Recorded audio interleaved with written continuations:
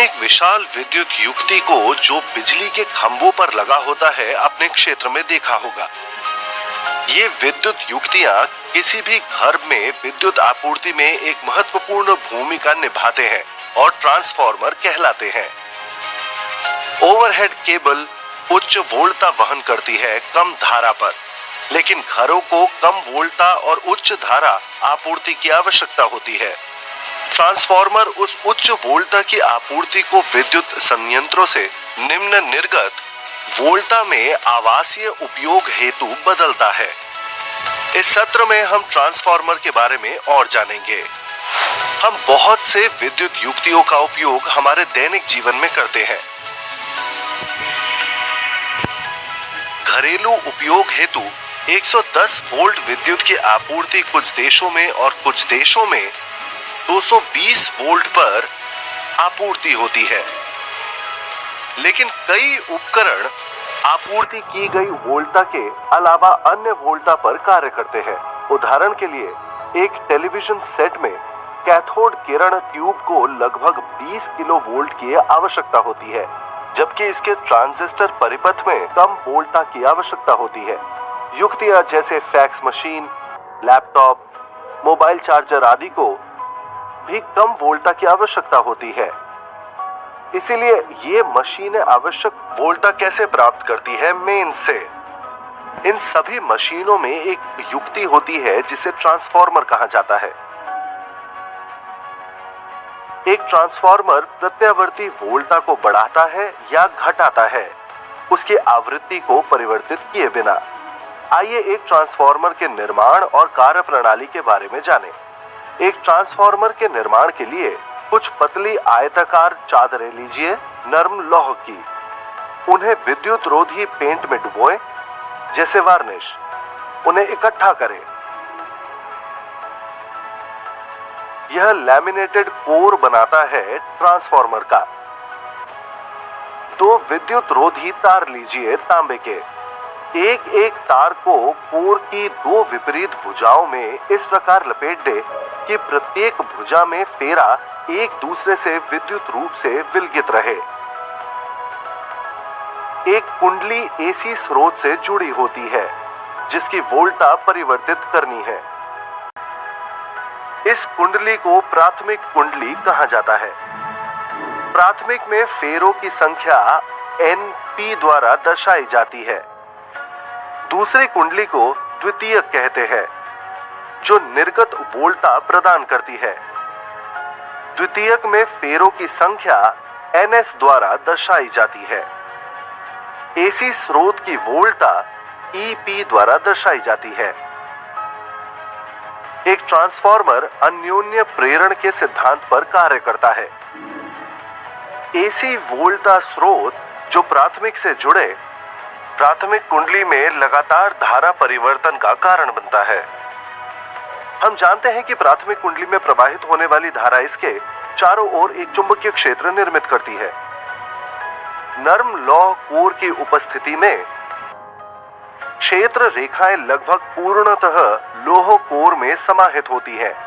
वह द्वितीयक के चारों ओर युग्मित होती हैं, क्योंकि नरम लौह की पारगम्यता बहुत अधिक होती है।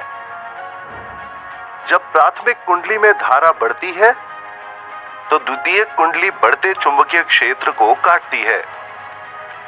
अन्योन्य प्रेरण द्वारा द्वितीयक में एक ईएमएफ प्रेरित होता है।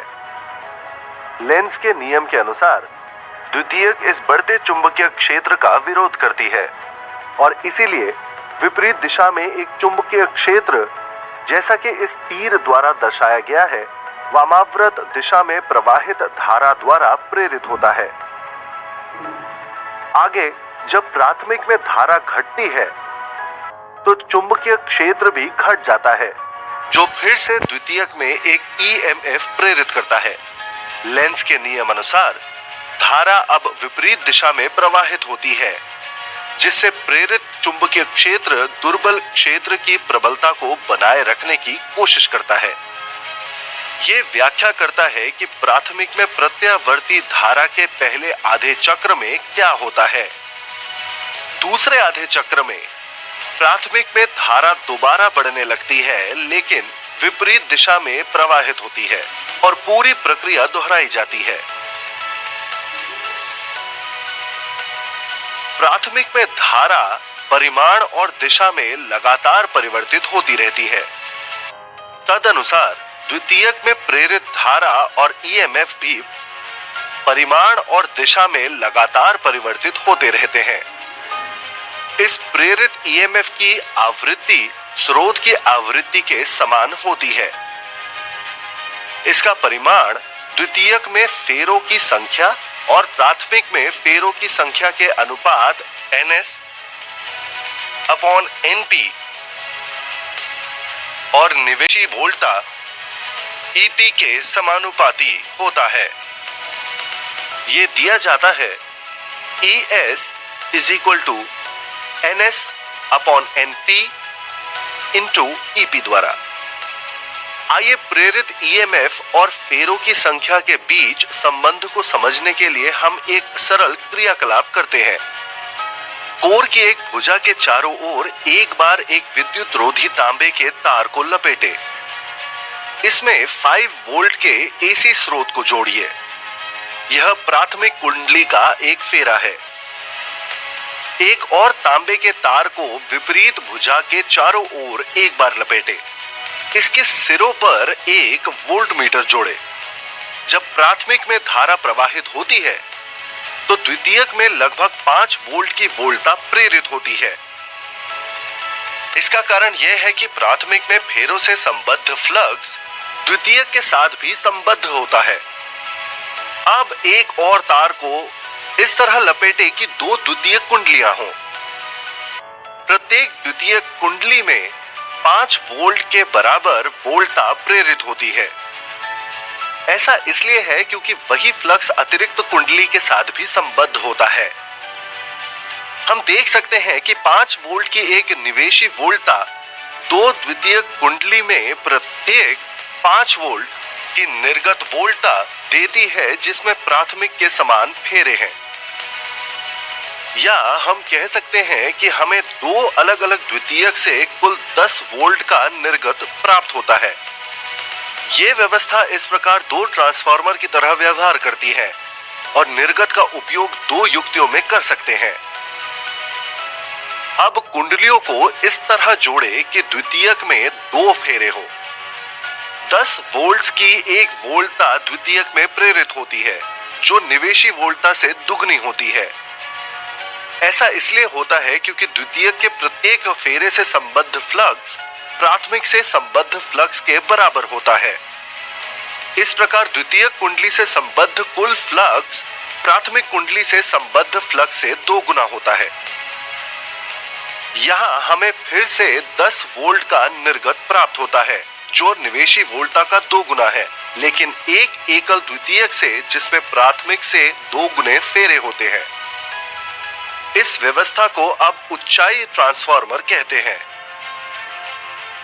इसलिए हम देख सकते हैं कि निर्गत वोल्टता और निवेशी वोल्टता का अनुपात प्राथमिक में फेरों की संख्या और द्वितीयक में फेरों की संख्या के अनुपात के बराबर होता है।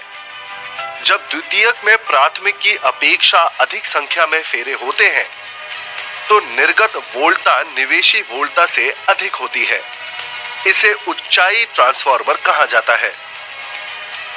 जब द्वितीयक में प्राथमिक की अपेक्षा कम फेरे होते हैं तो निर्गत वोल्टता निवेशी वोल्टता से कम होती है। इसे अपचयी ट्रांसफार्मर कहते हैं। यह ध्यान रखना महत्वपूर्ण है कि यदि ट्रांसफार्मर 100% दक्ष होते या दूसरे शब्दों में आदर्श हो तो कोई शक्ति क्षय नहीं होगी। दूसरे शब्दों में प्राथमिक में शक्ति द्वितीयक से निर्गत शक्ति के बराबर होगी, अर्थात वोल्टता इंटू धारा प्राथमिक इज इक्वल टू वोल्टता इंटू धारा द्वितीयक, या ES/EP is equal to IP/IS, जो कि बराबर है NS/NP, जो कि बराबर है R के। R को ट्रांसफार्मर अनुपात कहा जाता है। यह उच्चाई ट्रांसफार्मर के लिए 1 से अधिक और अपचयी ट्रांसफार्मर के लिए 1 से कम होता है। समीकरण से यह स्पष्ट है कि एक ट्रांसफार्मर शक्ति उत्पन्न नहीं करता। यदि द्वितीयक में अधिक वोल्टता है तो इसमें प्राथमिक की तुलना में कम धारा होगी और इसके विपरीत होगा, जिससे निवेश और निर्गत शक्ति बराबर रहेगी। सारांश, एक ट्रांसफार्मर आवृत्ति को बदले बिना एक प्रत्यावर्ती वोल्टता को बढ़ाता या घटाता है। उच्चाई ट्रांसफार्मर के द्वितीयक में इसके प्राथमिक की तुलना में अधिक संख्या में फेरे होते हैं। यह निवेशी वोल्टता को बढ़ाता है। अपचयी ट्रांसफार्मर के द्वितीयक में उसके प्राथमिक की तुलना में कम संख्या में फेरे होते हैं। यह निवेश वोल्टता को घटाता है। प्राथमिक में शक्ति एक आदर्श ट्रांसफार्मर के लिए द्वितीयक की शक्ति के बराबर है। ट्रांसफार्मर का उपयोग fax machine, laptop, mobile charger आदि में किया जाता है। एक आदर्श दुनिया में मशीनों को 100% दक्ष माना जाएगा, लेकिन हकीकत में कोई भी मशीन 100% दक्ष नहीं होती है। प्रत्येक मशीन में किसी न किसी रूप में ऊर्जा हानि होती है। ऊष्मा सबसे आम है। ठीक उसी तरह एक ट्रांसफार्मर में भी विभिन्न रूपों में बहुत सारी ऊर्जा हानि होती है। उनके बारे में जानने के लिए बने रहिए।